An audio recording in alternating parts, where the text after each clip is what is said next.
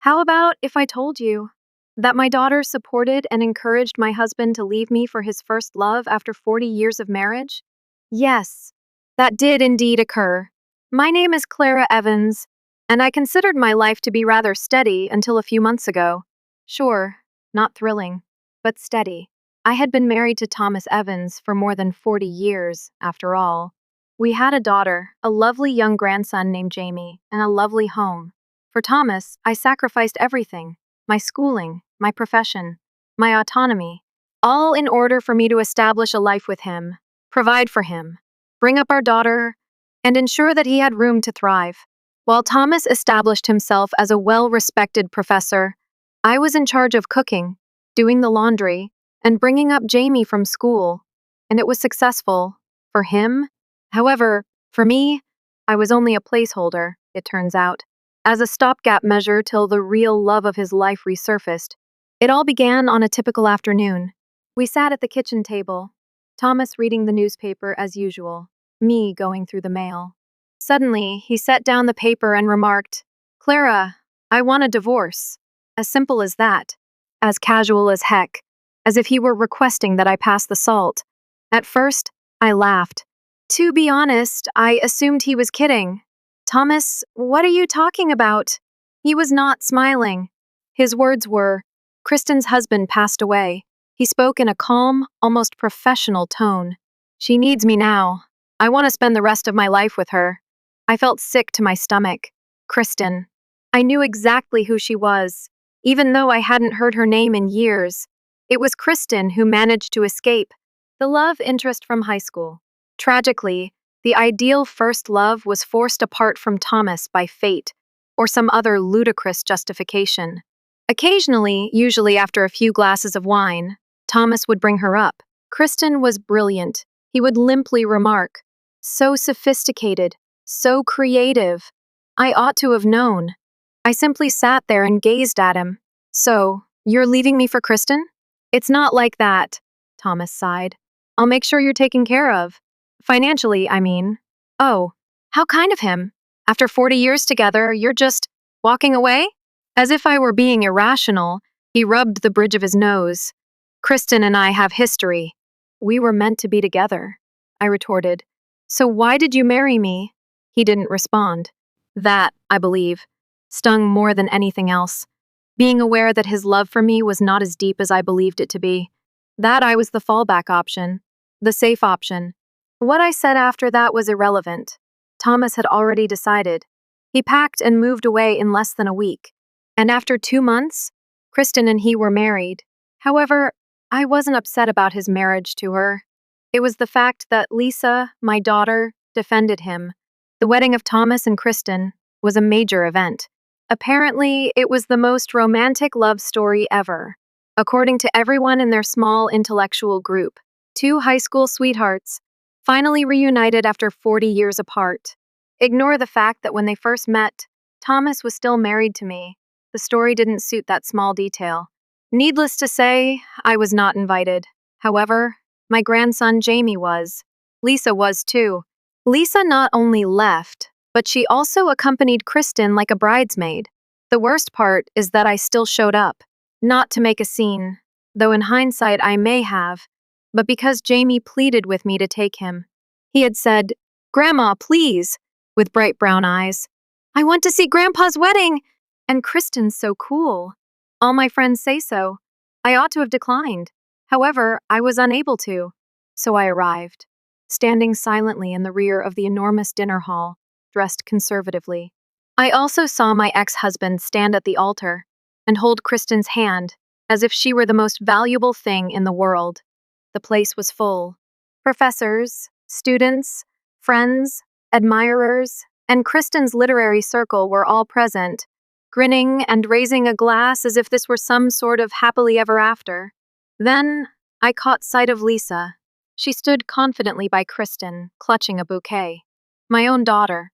Her expression darkened the moment she saw me.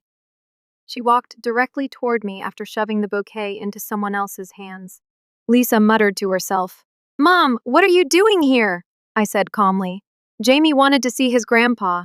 "Too quiet," Lisa laughed. If you're here to make a scene, I'm not. Lisa folded her arms. You've had him long enough, Mom. Dad and Kristen were forced apart for decades because of you. I clenched my jaw. Because of me? Lisa squinted her eyes.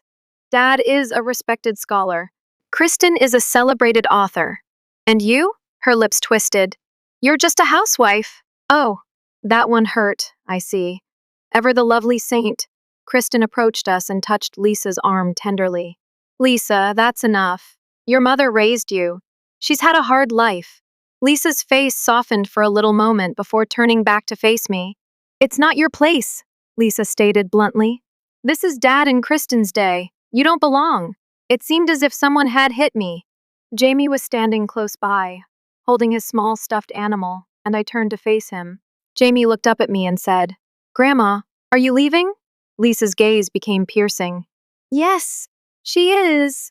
Lisa took hold of my arm and led the way to the exit. Mom, Jamie's school gets out soon. Why don't you go pick him up? Take him to the playground or something. Translation. While the adults deal with real life, go play Grandma. I stood motionless for a moment. After that, I inhaled. Fine. With Jamie's hand in mine, I turned and left. I had a racing heart. I had a scorching face. However, I was certain of one thing, even as I walked out of that wedding. They believed they had triumphed. They assumed I would stealthily leave. They were unaware of what was about to happen. I wish I could say that, like some refined, scorned woman in a movie. I left that wedding with my head held high. However, what is the reality? I was embarrassed. I was in a fog for the next few days. The wedding, Lisa's icy gaze, and Thomas clutching Kristen's hand, as if she were a priceless gem he had been waiting his entire life to get, were all replayed in my mind. And the time Lisa referred to me as only a housewife? Yes, that one was the most painful. I had sacrificed all for Thomas. I prioritized his life, work, and goals over my own. While Thomas was away giving lectures and establishing his career, I raised Lisa essentially by myself. I was in charge of the parent-teacher conferences, doctor's appointments, and school drop-offs. I prepared him supper. I did his shirt ironing. I rejoiced in every victory and held his hand during every setback. Now, however, none of that mattered. Since Kristen wasn't accessible, he simply settled with me. And with Kristen's return, I was expendable. Lisa came to my place a few days after the wedding. I heard the door open while I was in the kitchen brewing tea. Lisa had stopped bothering to knock. She entered as if she were still a resident. She called, Mom? In the kitchen. Lisa entered wearing pricey heels and a fitting jacket. She appeared so put together and polished. Do you have a minute? Depends, I said as I covered the tea bag with hot water. Are you here to apologize? Lisa didn't even change her expression. I just want to talk. I retrieved a chair and took a seat.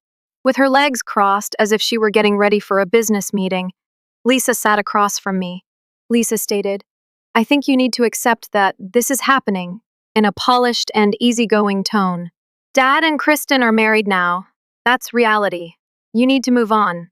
I arched an eyebrow. Move on? Yes, Lisa replied. You're still technically living in the house Dad owns. It's time to figure out your next steps. I put down my mug a bit more forcefully than I should have. My next steps? Mom, Lisa said in a gentle, condescending tone. You can't expect to stay here forever. Dad's being generous by not pushing you out immediately. Generous? I asked again, my tone piercing. Lisa let out a sigh and rubbed her temple, as if I were the one being challenging. Look, she continued, you've had a comfortable life. Dad took care of you for years. I raised my voice. Excuse me? You didn't work, Lisa stated coolly. You didn't have to worry about money. You got to stay home and raise me while Dad built his career. Not everyone gets that. I tightened my chest as I gazed at her. I whispered softly, You think I got to stay home? Do you know why I didn't finish college? Lisa gave a shrug. It was different back then.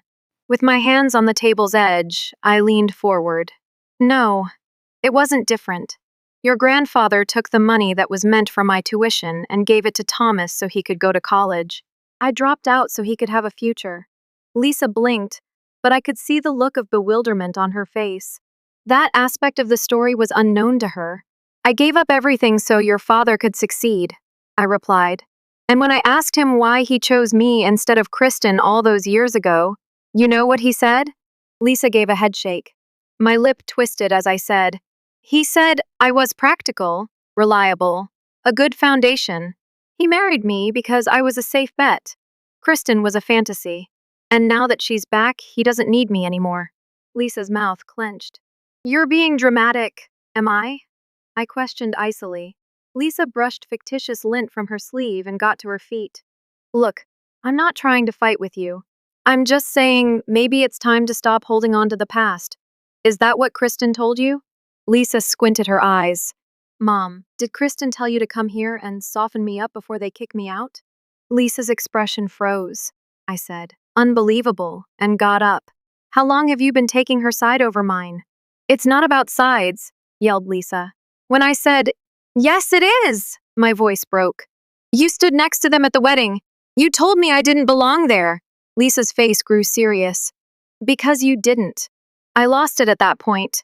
Get out. Lisa's eyes grew wide.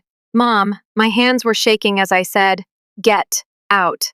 If you're so desperate to be part of Kristen's perfect little family, go. But don't come here and act like you're doing me a favor. Lisa opened her mouth as if to argue, but she quickly stopped. Fine, she casually said. But don't expect Dad to keep paying for this house much longer. With her heels clicking on the hardwood floor, she turned and left. After she departed, I sat at the table for a while. The tea was chilly. My hands continued to shake. Lisa and her father had always been close. I was aware of that. However, this was not like the others. This was treachery. I was disposable, according to my own daughter, the same as her dad. The thing about me, though, is that I don't die quietly. I called a lawyer the following day. The lawyer said, Mrs. Evans, as he looked over my paperwork, I'm going to be honest with you. Legally, Thomas is entitled to split the marital assets with you. But he's already preparing to contest that. Contest? I said again. He wants to argue that he supported you financially for decades and that you didn't contribute anything of value. I laughed resentfully. Of course he does. But here's the thing, the attorney replied with a little smile. California has some pretty strong divorce laws. He'll have a hard time proving that, especially if we go after spousal support. Spousal support? The attorney remarked. You sacrificed your career and education to support his life. You raised his daughter, took care of the household, made it possible for him to build his career. That counts for something. I leaned back and pondered. The lawyer asked, How aggressive do you want to be? How aggressive can I be? The attorney grinned. Very. My hands were folded on the table. Then let's go for it. The attorney gave a nod. You've got a strong case, Miss S. Evans. He's not going to like it. I don't care if he likes it, I replied. He didn't care when he humiliated me in front of the whole town. He didn't care when Lisa called me a housewife and shoved me out of my own life. The attorney's smile widened. I like your attitude. Good, I murmured as I got to my feet. Because this is what Lisa and Thomas didn't comprehend, I could have been a calm, patient, and obedient wife and mother my entire life. Now, though, I had enough of being silent. The divorce papers were not favorably received by Thomas. That's what I anticipated. However, I didn't anticipate how petty he would become. The house was the first. My attorney had stated unequivocally that I was entitled to half of Thomas's property under California law. The house was part of that. It was the same home where I had raised Lisa, cooked, and cleaned for decades. Thomas, however, didn't think so. I think it's only fair that I keep the house, he remarked, seated rigidly across from me in the lawyer's office. I arched an eyebrow. Fair? Thomas said. I bought the house, in a measured tone. I paid the mortgage. I covered the bills. I chuckled. And who took care of the house? Who cleaned it? Maintained it? Raised your child in it? Thomas's lips became thinner. That's not the same. I leaned closer and asked, Really? So you think all those years I spent raising Lisa, managing the house, and making sure you had the freedom to focus on your career are… What? Nothing? Thomas sighed as if I were being crazy. Clara, You've had a comfortable life. Let's not make this ugly. Too late for that. Thomas gave his temples a rub. Listen, if you want financial compensation, fine. But the house, I interrupted him, saying, I'm not walking away with just a check, Thomas. His gaze grew gloomy. You can't afford to keep the house. That's my problem, he growled. Be reasonable, Clara. You don't have an income. How are you going to pay property taxes? Maintenance? You'd be better off taking the money and starting over.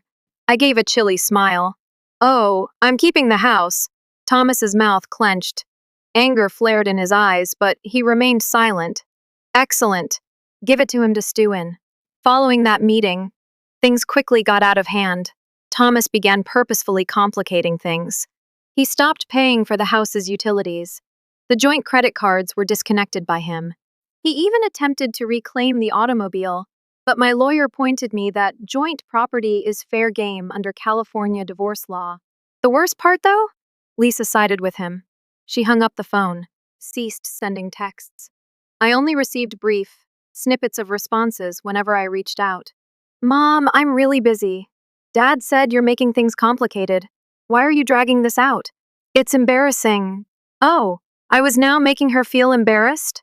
When I volunteered to watch Jamie 3 times a week while Lisa worked late, I suppose I wasn't looking foolish. Alternatively, I assisted her in furnishing her first flat, or when Thomas forgot to pay for her senior trip in high school, and I covered the cost. However, now that I was advocating for myself, I was a problem now. Lisa unexpectedly turned up at the residence around a month into the divorce. She entered wearing high heels and her custom-tailored professional attire, looking put together as always. I was chopping veggies while standing at the kitchen counter. Mom, we need to talk. I didn't raise my eyes. About what? About the house. I put down the knife. Ah, I see your father sent you. Lisa's expression tensed. Mom, you don't need this big house. It's too much space for one person. It's not about the space, I stated coolly. It's about what I'm owed. You're being greedy. Slowly, I turned to face her. Greedy? Lisa folded her arms. Dad's offering you a very generous settlement. If you take the money, you could buy a smaller place. Something manageable. Manageable, I said again, in a quiet voice. Yes, Lisa replied in a gentle and patronizing tone. It's time to be practical. I gave a sharp, sour laugh. You sound just like him. Lisa's face became stern. I'm trying to help you. I responded icily. No, you're trying to make things easier for him. Because if I walk away quietly, then Kristen gets to slide into this house like nothing ever happened. Is that it? Lisa's mouth clenched. It's not like that, she mentioned. It's exactly like that. Anger made Lisa's face flush. You're being selfish. Selfish? The first said as I moved in her direction. After everything I've given up for this family, you think I'm selfish because I'm not rolling over and letting your father and Kristen take everything from me? Lisa's gaze flickered. You're making this harder than it needs to be. Good. Lisa's face was blazing red as her lips slightly parted. You want me to disappear so you and Kristen can play happy family, I replied. Well, guess what? I'm not disappearing. Lisa's lips curled. Mom, Dad is going to fight this. He's already spoken to his lawyer. I took one step forward, my eyes blazing into hers, and said, Then let him fight. Let him throw everything he's got at me. I don't care anymore. Lisa gave a headshake. You're going to regret this. No, I replied. I'm not. Lisa's gaze became piercing. She turned to the door and said, Fine. Just remember when this is over, don't expect Dad or me to come running to help you. I grinned. I wouldn't expect anything less. Behind her, she slammed the door. My lawyer phoned me that evening. Clara, you're not going to believe this. Try me. Thomas just filed to contest the divorce terms. Of course he did. He's arguing that, since you weren't employed during the marriage, you're not entitled to spousal support. I gave a little chuckle. Oh, that's rich. We can win this, the attorney declared with assurance. But it's going to get ugly. I don't care if it gets ugly, I replied. I want what's mine. Then, let's make him regret this. And we accomplished precisely that. Did Thomas wish to act shady? All right. I was prepared. We obtained all of the expenses Thomas has ever concealed under the table by subpoenaing financial records. We uncovered bank records, real estate assets, and even previous investments that he had conveniently neglected to reveal. What's the best part? Among those financial documents, Kristen's name appeared. It turns out that long before the divorce, Thomas had been providing Kristen with financial support. And in accordance with California law, it was regarded as marital waste. I therefore had the right to half of all he had, and Kristen's meager allowance was also up for grabs. My lawyer told me, and he seemed almost ecstatic. We've got him, Clara. Good. After that, Thomas made an effort to compromise. One night, his voice was strained and frantic as he called me. Clara, this is getting out of hand. Calmly, no, Thomas, I answered. This is exactly what happens when you underestimate me. Thomas let out a sigh. Fine. What do you want? My response was, half of everything, including the house. Thomas was silent for a while. Fine, was his final word. I signed the documents 2 months later. I owned the house. The day after Thomas moved out, I stood in the empty living room and gazed at the blank walls and empty floor. And it didn't feel empty for the first time in decades. It was like mine. Thomas believed me to be weak. He believed that as soon as he departed, I would fold. Now, though, he was more aware. That should be the end of it, wouldn't it? The divorce papers were signed by Thomas. The house was mine. At last, I was free. However, no, that man was unable to ignore it. You see, Kristen and Thomas were accustomed to having their way. Their entire romance was a meticulously constructed fairy tale. Two high school sweethearts who were reunited in their prime after being split up by unjust fate. In their own imaginations, they were the tragic romantic heroes. And me? They needed to overcome me in order to have a happy ending. But now that I wasn't quietly moving aside, they were furious. The house was the first. When the letters began to arrive, I had only been there for a month. From Thomas's attorney, Miss S. Evans. Our client requests that you vacate the premises by June 30th. Well done. My attorney retaliated by saying, in essence, over my dead body. Thomas attempted other strategies. He reported zoning infractions over the phone to the city. He informed the HOA that the yard was overgrown. One day, he even had the audacity to visit the residence. He came up the driveway as if he still owned the home, while I was sitting on the front porch sipping coffee. His voice was calm as he said, Clara. I sipped my coffee. Thomas, you should sell the house. I gave a small smile. Why would I do that? You can't afford it. Watch me. Thomas's lips quirked. Kristen and I could help you. I arched an eyebrow. You and Kristen? Thomas answered with ease. We'd be willing to buy the house from you. You'd get a generous payout. More than enough to downsize. I put my coffee down and said, Oh, you want to buy it? That's interesting. Because last I checked, Kristen already has a house. Thomas's mouth clenched. That's not the point. Then what is the point? Thomas responded in a sharp, low voice. You don't need this much space. And you think Kristen does? We're trying to build a life together. I got up and approached him slowly, saying, That's adorable. Let me make something very clear, Thomas. This house is mine. I earned it. You don't get to rewrite history just because you found your high school girlfriend. Thomas's expression grew gloomy. You're being unreasonable. I learned from the best. Thomas's jaw tensed as he looked at me for a long time. At last, he remarked, You're going to regret this. I'm sure Kristen will comfort you. Thomas squinted his eyes. He didn't say anything else, though. He walked back to his car after turning. I grinned to myself as he pulled out of the driveway. They had written me off for years. They were now recognizing their error. Lisa then became interested. A week or so after Thomas's brief visit, Lisa returned to the residence.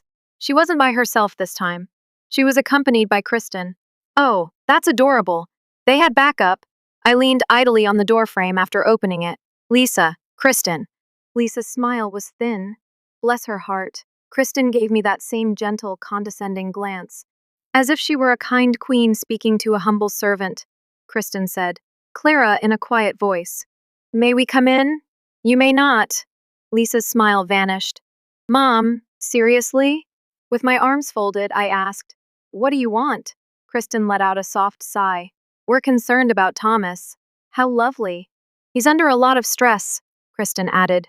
This whole situation has been very difficult for him. You mean the situation where he cheated on me, married you, and now wants to steal my house? Kristen's smile remained unwavering. Clara, we're not trying to take anything from you. We're trying to help you. By offering to buy the house? It would be the practical solution. Oh, realistic. My preferred term. I moved aside and replied, Why don't you come inside? Kristen's eyes became more radiant. Thank you. As they entered, they appeared to be mentally renovating as they looked around. After guiding them into the living area, I took a seat on the couch. Kristen sat on the armchair, gingerly. Like a bodyguard, Lisa stood behind her. So, I replied, let's hear it. Kristen's hands were folded. Thomas is willing to offer you a very generous sum for the house, enough for you to downsize comfortably. And if you agree to settle this quickly, we could avoid any further unpleasantness. I gave a faint smile. Unpleasantness? Kristen's face stayed gentle. We're trying to be reasonable. Reasonable, I said once more. Like when Thomas served me divorce papers 2 weeks after Kristen's husband died? Kristen's mouth pushed shut. Like when Lisa told me I was just a housewife and needed to step aside? Lisa's jaw dropped. That's not, I yelled. Shut up, Lisa, as my eyes flashed. Lisa's face was red in the face. At last, Kristen's smile broke. Clara, there's no need to be hostile. Hostile? I asked, leaning over. You want to know what hostile looks like? Try taking me to court. Try dragging this out. Try coming after me with another legal letter. I dare you. Kristen stopped smiling. I went on. You think I'm scared of you? I've already been through hell. There's nothing you can do to me now. Kristen's eyes became gloomy. So, this is about revenge? No, I answered icily. This is about respect. Kristen got to her feet. We were trying to be generous. No, you were trying to clean up your mess without getting your hands dirty. Kristen's lips went narrow. Lisa's mouth was clenched. When I said, get out of my house, as if to add anything else, Kristen opened her mouth, but stopped. She straightened her clothing and got up. Calmly, come on, Lisa, she said. Lisa paused. With a look of uncertainty in her face, her eyes darted in my direction. Lisa, stated Kristen sternly. Lisa's lips clenched. She turned and went out after Kristen. As Kristen's car moved out of the driveway, I stood in the doorway and watched them leave. And what do you know? I felt powerful for the first time in a long time. They had misjudged me. They thought I would leave quietly. However, they were mistaken. Through his attorney, Thomas wrote another letter a week later, giving me a larger payment. I ripped it in two and threw it in the garbage. Thomas and Kristen were at last beginning to comprehend. I was no longer a helpless, obedient housewife. I had had enough of being the lady they could ignore. My silence was the foundation upon which they had constructed their existence. They were starting to understand how risky it was to disregard me. After that, Kristen and Thomas gave up. They probably knew they wouldn't prevail. Not now. A few weeks later, Thomas's attorney sent his final letter, an official proposal to complete the deal. Half of everything, just what the law guaranteed me. No more pressure to sell the house, no more lowball bids. Just a simple, unambiguous agreement. Without hesitation, I signed it. Suddenly, it was finished. Kristen and Thomas were let free. And me? I received what I was due. The weird thing is that I stopped feeling angry when it was all over. I simply felt finished. Lisa called me around 2 months after the divorce was finalized. I nearly didn't answer. However, my curiosity overcame me. Mom? Lisa said in a strained voice. Lisa, I murmured quietly. What's wrong? It's Dad. It was, of course. What about him? Kristen left him. I blinked. What? She moved out, replied Lisa. Took her stuff and left. Apparently, she's been reconnecting with an old friend, someone from her publishing days. I had to suppress a chuckle. So let me get this straight, I replied. Kristen left Thomas for another man? It's not funny, Mom. Oh, it's hilarious. Lisa let out a sigh. Dad's a mess. He's been calling me constantly, asking me to come over. He wants me to move in with him. So? So? Lisa asked sharply. He's lonely, and I feel bad for him. I gave a faint smile. He made his bed. Mom, adding, let me guess. You're hoping I'll step in and help. Lisa paused. It's not that simple, I replied. Sure it is. He chose Kristen over me. Now Kristen's gone. That's his problem. He's still your ex-husband. Exactly. Lisa let out a deep sigh. You could at least talk to him. Why? Because you were married for 40 years. And? Lisa remained silent. Let me give you some advice, Lisa, I responded. Your father spent his whole life putting Kristen on a pedestal. He thought she was perfect, and now that fantasy has collapsed. That's not my problem. So you're just going to leave him like this? Yes. Lisa let out another sigh. I don't understand how you can be so cold. It's not cold, I remarked. It's self-respect. Lisa was silent for a while. I don't know how you do it, she added. What? Walk away so easily. It's not easy, I expressed. But it's necessary. Lisa's tone grew softer. Do you think I made a mistake? Which part? Taking Dad's side. Yes. Lisa gasped for air. Mom, calmly, but that's your mistake to live with, I said. I'm sorry. I was surprised by that. What? I apologize, Lisa said again, her voice shaking. I should have stood by you. I shouldn't have. You shouldn't have, I concurred. Lisa's breath caught once more. Do you hate me? I let out a sigh. No, Lisa, I don't hate you. Then why do you sound so detached? Because I've moved on. And I'm not part of that? Not yet. Lisa faltered in her voice. Do you think you'll ever forgive me? Maybe. You have to earn forgiveness, Lisa. Lisa's breathing was labored. How? Start by figuring out who you are without trying to please everyone else. Lisa was silent for a while. Then she finally said, Okay, good. I gave a small smile. Now, if you'll excuse me, I have things to do. What things? My life. Before she could answer, I hung up. I found out through rumors a few weeks later that Thomas had formally retired from the institution. Not much fanfare. No lavish farewell, just a silent way out. It seems that his reputation was harmed more than he had anticipated by Kristen's departure. There was conversation. Thomas was now the depressed, abandoned ex in the story, and Kristen's new romance was already widely publicized on social media. It's poetic. I was creating something fresh in the meanwhile. I used the proceeds from the sale of the house not to Thomas, of course, to purchase a smaller home in the country. A peaceful small cottage with a wraparound porch and a large garden. I put flowers in the ground. I began cultivating vegetables. I even got a puppy, Charlie, a rambunctious little mongrel that followed me around. And what do you know?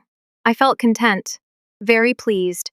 I didn't wake up feeling like I owed anyone anything for the first time in decades. My days were calm and quiet. I would enjoy a cup of coffee while sitting on the porch and watching the sun rise over the hills. I was tending to the garden one day when I heard a car arrive. Lisa.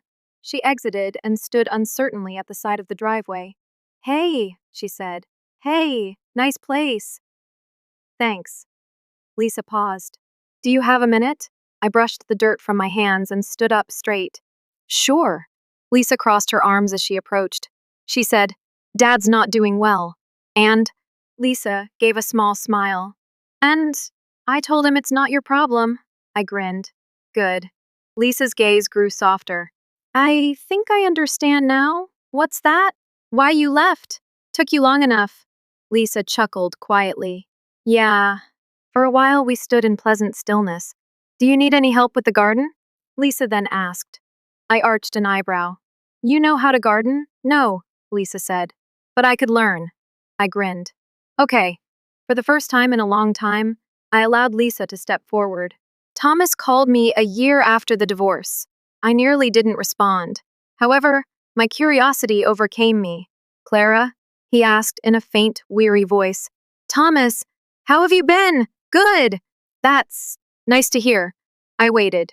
Thomas said, I just wanted to say I'm sorry for everything. Okay. Thomas paused. That's it? What do you want, Thomas? Nothing, he replied. Just, I miss you. I gave a small smile. Well, you should have thought of that before. Thomas let out a sigh. Yeah, I guess so. Goodbye, Thomas. I ended the call. People do not expect you to succeed when you start again at my age. They anticipate that you will subtly disappear into the background, to shrink. However, I didn't. I developed. I now come to the following realization every morning as I sit on my porch with Charlie at my feet. I did more than just get by. I prevailed.